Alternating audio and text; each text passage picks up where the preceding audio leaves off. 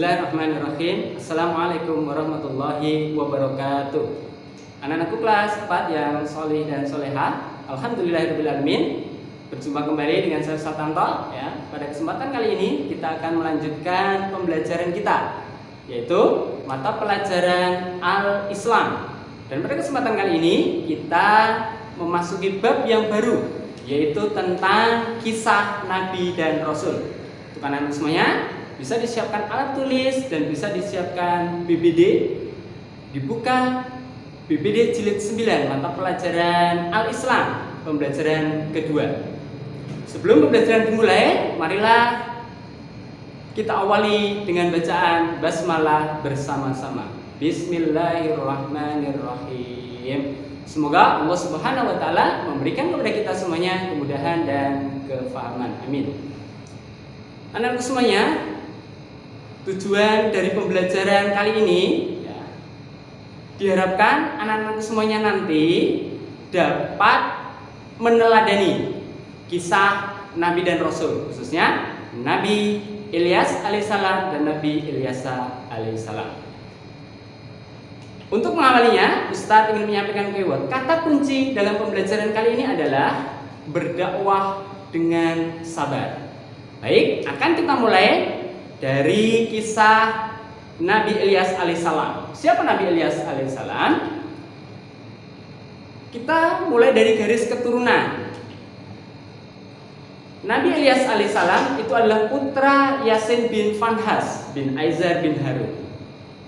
Dari garis keturunan ini dapat kita ketahui bahwa Nabi Ilyas alaihissalam adalah keturunan keempat dari Nabi Harun alaihissalam.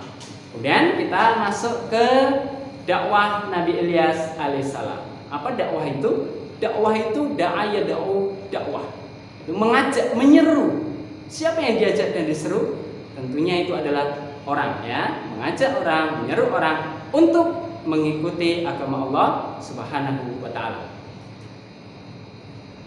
Jadi Nabi Ilyas alaihissalam ini melanjutkan dakwah dari Nabi Sulaiman alaihissalam.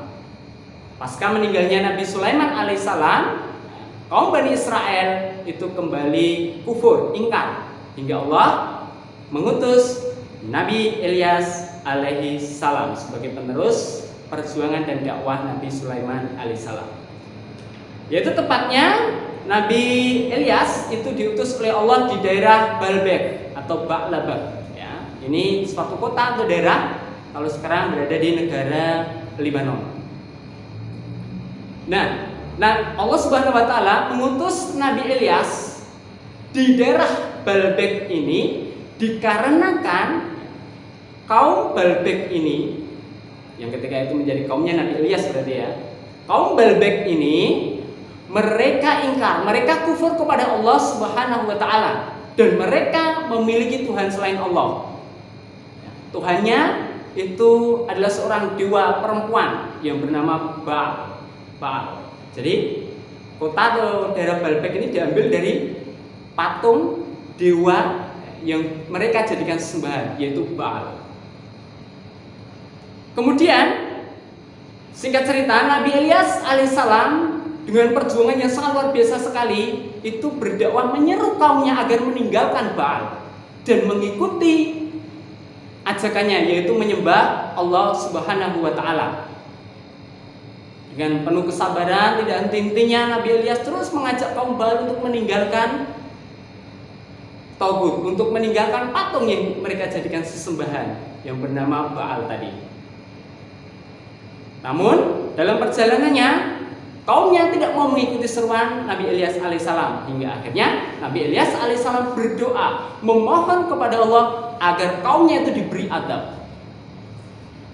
Dan akhirnya Allah Subhanahu wa taala mengabulkan permohonan Nabi Ilyas alaihissalam. Kaum Nabi Ilyas yang tadi diberi adab oleh Allah Subhanahu wa taala itu berupa apa?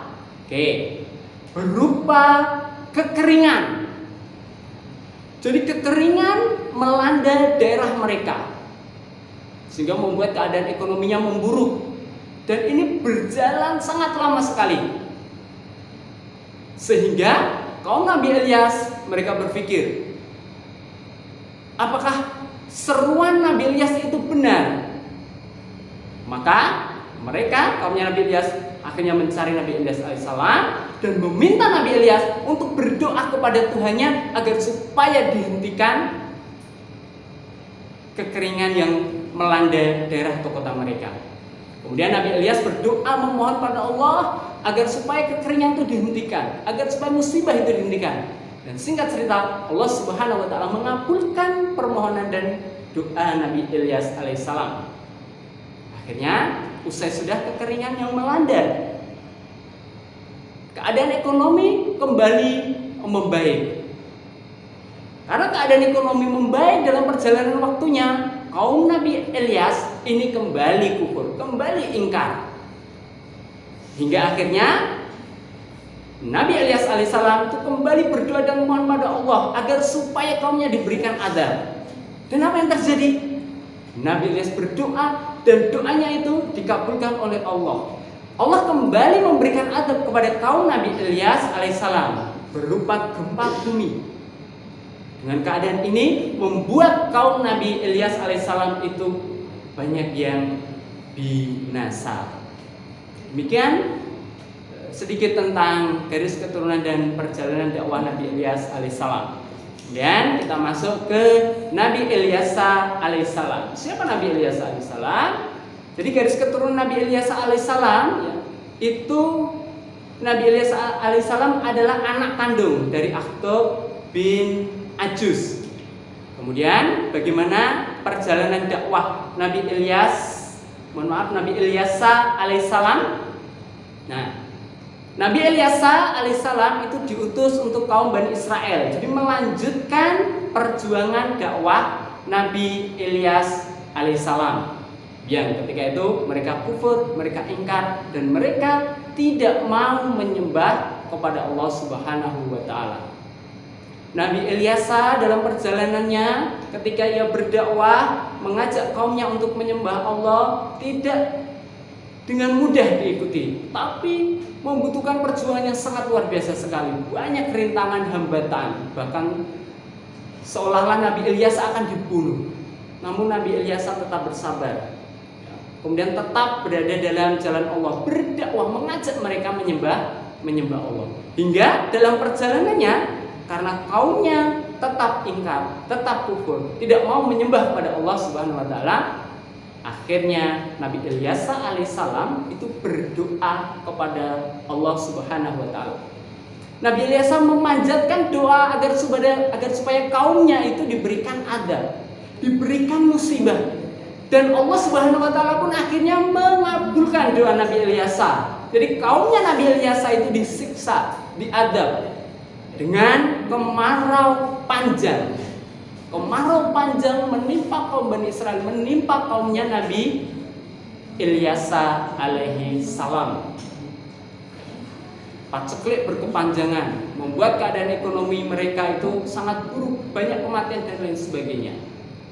Ini adalah adab dari Allah Subhanahu wa taala.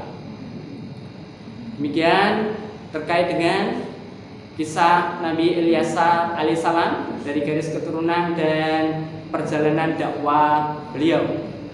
Dari dua kisah Nabi, baik Nabi Ilyas alaihissalam maupun Nabi Ilyas alaihissalam, kita dapat mengambil hikmahnya. Jadi keteladanan apa yang bisa kita ambil dari kisah Nabi Ilyas alaihissalam dan Nabi Ilyas alaihissalam? Yang pertama, berdakwah itu pasti banyak rintangan.